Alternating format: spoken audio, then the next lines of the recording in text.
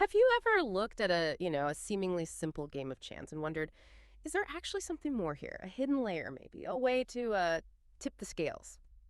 Today, we're diving deep into a really fascinating new variant of a classic card game. It promises to do exactly that. We're talking about Dragon, Tiger, Phoenix. It's a fresh three-way battle version of the popular two-card game, Dragon Tiger. The core idea, super straightforward. Three positions, Dragon, Tiger, Phoenix. Each gets one card, highest card wins. Simple. So our mission on this deep dive is to unpack what makes this game really unique. We want to reveal its, well, surprising mathematical advantages and equip you with the optimal strategies. We're going to break down exactly why Evolution Gaming seems to have created what people are calling the most player-friendly Dragon Tiger variant on the market. Yeah, and what's truly fascinating, I think, is how these seemingly subtle tweaks, these adjustments to the mechanics, can just dramatically shift the playing field, potentially in your favor. So today we're going to unpack the numbers, look at the psychology behind it a bit, and give you those concrete strategies that really make this game stand out, turning what might seem like just a quick gamble into something genuinely strategic. Okay, let's jump right into maybe the biggest twist, the most intriguing part. The payout structure. In regular Dragon Tiger, right, you bet $1, you win, you get $1 back, straight 1.1. Standard stuff. Exactly. But Dragon Tiger Phoenix, it's different, and this is where it gets really interesting for players. Here, the main bets, Dragon, Tiger, or Phoenix, they pay out at 1 to 1.8. So for every dollar you bet on a winner, you actually get $2.80 back in total. That's a significant bump. It really is. And that improved payout, it's not just a random number. It's a deliberate choice designed to rebalance the risk and the reward. If we connect this to the bigger picture, it basically changes your whole expectation of the game. Now, it's true. You will win less often. Your win rate drops to about 31% of hands. Right, compared to like 46% in the original. Exactly. 46% in the original. But, and this is the crucial part, each win pays significantly more. This is the core idea. You're essentially trading that frequency of winning smaller amounts for the value of larger, less frequent wins. You're getting a full 80% more per win. That's huge compared to the basic 1.1. Okay, so that raises the big question then, what does that actually mean for your bankroll long term? For profitability? Right. It comes down to the RTP, the return to player. That theoretical percentage the game pays back over time. It jumps from 96.27% in the traditional game. Which is okay, but not amazing. Not amazing, exactly. It jumps to an impressive 96.99% in Dragon Tiger Phoenix. Right. Now, that 0.72% difference, it might seem small, right? Like almost negligible if you just play for an hour. Yeah, does it really matter that much? Well, yes, it absolutely does over the long haul. Over hundreds, maybe thousands of hands. That difference really impacts your results.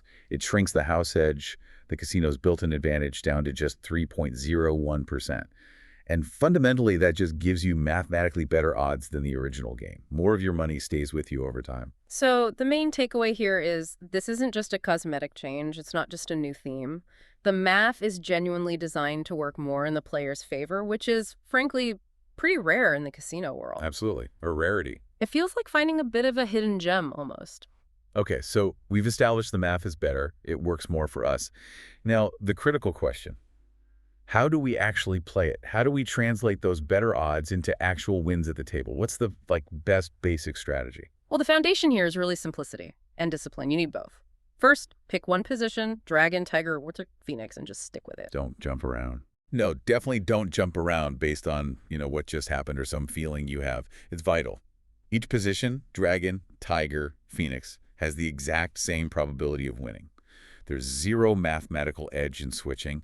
Consistency is really key here. Chasing patterns, that's just an illusion. Okay, makes sense. And crucially, how much should you actually risk? How much do you put on the line each hand so you don't, wipe out your bankroll if you hit a bad streak? Right, bankroll management, it's paramount, super important. You should aim to bet a small percentage, ideally 1-2% of your total bankroll per hand. Okay. So for instance, if you decide you're playing with a $1,000 bankroll for that session, your bets should be consistently like $10 to $20.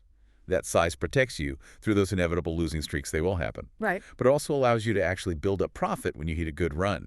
It's conservative, maybe, but it's really effective for managing risk. And here's something really important, a common myth we need to bust. Flat betting is better than progression systems. Like martingale, doubling down after losses. Exactly. Avoid strategies like martingale, where you double your bet after losing, hoping to just recoup everything in one go, or paroli, where you increase bets when you're winning to, like, ride the wave. They feel good, though, sometimes, like you're being clever. They feel intuitive, right? Exciting, maybe, like you're outsmarting the system, but they don't, and I really want to stress this, they do not change the fundamental math of each hand. Every single hand is independent. What those systems do is expose you much faster to table limits or just completely drain your bankroll. You simply can't catch up indefinitely. It doesn't work like that. Each hand is fresh. Same odds. It sounds like the mental game, managing your emotions, is just as critical as the strategy itself, especially with that lower win rate you mentioned earlier, winning only 31%. That sounds tough. How do you keep your cool? Absolutely. This brings up a really important point about managing your expectations, and it ties right back to that idea of trading frequency for value.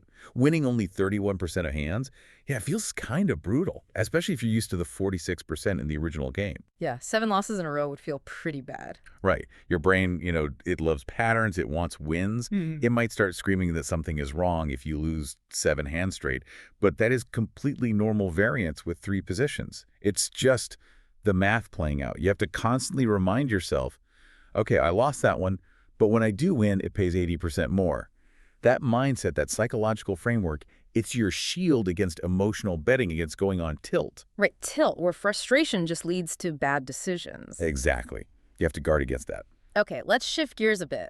Let's talk about tie bets. For years, in most casino games, tie bets were like the ultimate sucker bet, right? Just avoid them. Oh, absolutely. The classic advice. A quick way to lose money. But you're saying Dragon Tiger Phoenix actually changes that. It flips that reputation. How? You're spot on about the old reputation. Traditional tie bets, yeah, they often carried house edges way over 10%, absolute bankroll killers. Just throwing money away. Pretty much.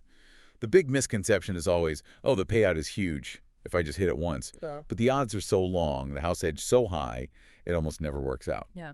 But Dragon Tiger Phoenix, Yeah.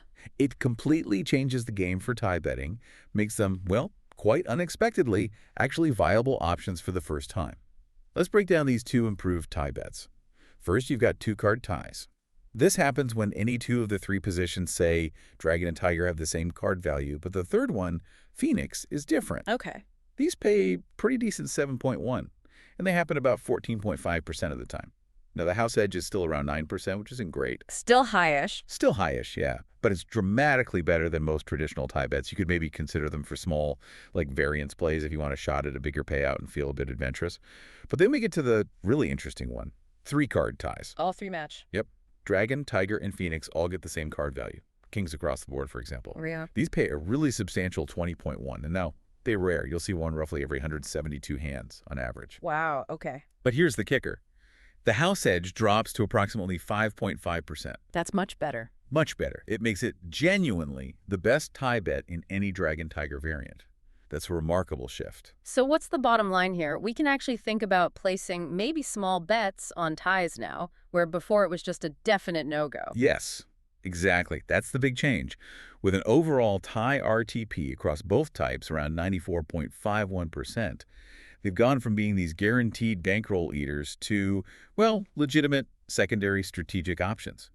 However, and this is huge, however, can't stress this enough. Don't go crazy with them. Precisely.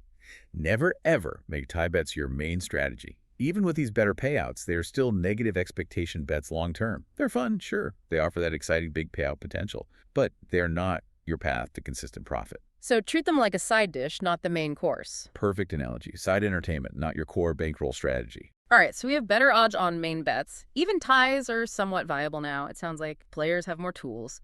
But even with the better game, people still lose, right? I've seen smart players fall into common traps. What are the biggest mistakes people still make that can just destroy their bankroll, even here? Oh yeah, the pitfalls are still there. The number one killer, without a doubt, is increasing bets after losses. It's that classic doubling up to catch up, the martingale trap we mentioned. Chasing losses. Exactly. You lose 5 hands in a row, your gut screams, double the next one, gotta win it back. Yeah. Ah. That is precisely how casinos make their money long term. Someone loses a few, thinks, this has to be a winner now. Doubles up, and poof, session over. You have to remember, that next hand, the win probability is still exactly 31.4%. What happened before doesn't matter. Independent events. Another big one is switching positions based on patterns you think you see. The gambler's fallacy. Precisely. You see dragon win 3 times, you think, okay, dragon's hot, and switch your bet. Or maybe you think, tiger is due. It's a pure illusion. Your brain wants order, it wants patterns. But in a random game like this, past results tell you nothing about the future. Each hand is totally independent. Playing too long is another killer. Mental fatigue is real. Yeah, you just get tired and sloppy. Absolutely. After maybe 45 minutes, an hour max, your focus starts to slip. You stop processing the odds properly. You start seeing those non-existent patterns. You make emotional bets. Setting a timer and sticking to it is so important. Your discipline just fades. And finally, related to what we just discussed, chasing tie bet losses. Oh boy, that's a fast track to disaster. Trying to hit that 20.1 payout. Yeah. Imagine you bet $10 on ties for 20 hands, nothing hits.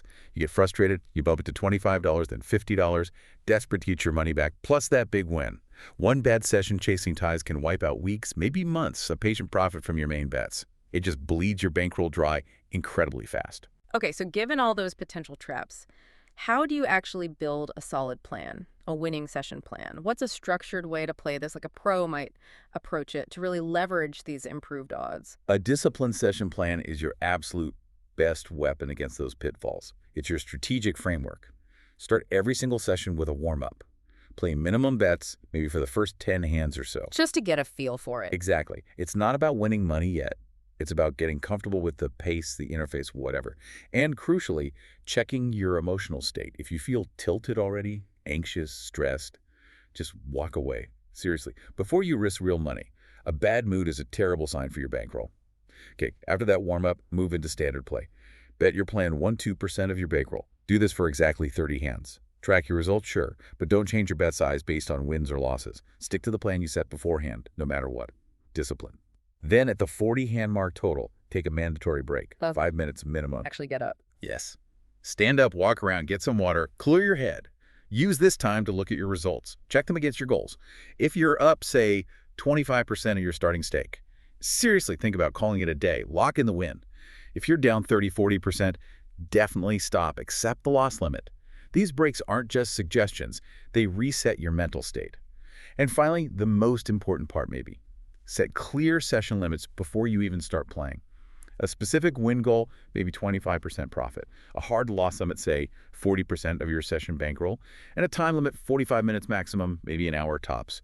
And never ever play past, say, 50 hands in one go. The mental fatigue just isn't worth the risk. The game will still be there tomorrow. Exactly. It'll be there tomorrow. Come back fresh.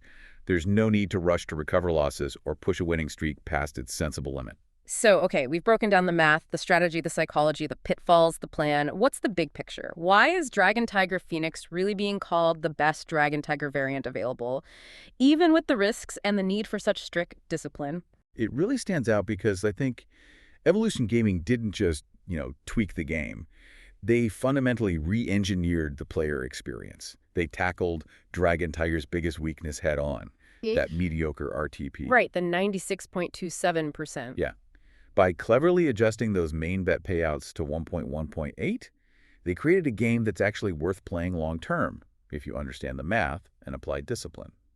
It fundamentally shifts the dynamic more towards the player, which is rare. What's also really neat is the balance they struck between strategic depth and simplicity. The improved tie structure adds this layer of, genuine strategic consideration without messing up the core simplicity that makes Dragon Tiger so popular and easy to learn. So it caters to different players. Exactly. It works for the conservative flat bettor and someone who wants to occasionally take a calculated shot with those improved ties. It respects player choice and different risk appetites. And the 3-position format itself, even though it means you win less often individually, it just naturally creates more excitement, more tension. But without adding complex rules you have to memorize. Still just highest card wins. Still just highest card wins. Simple. It keeps that core appeal, but puts much better math underneath it for the player. And yeah, most importantly, the math actually works for you, or at least significantly less against you compared to many games. You're not fighting this huge, almost insurmountable house edge all the time.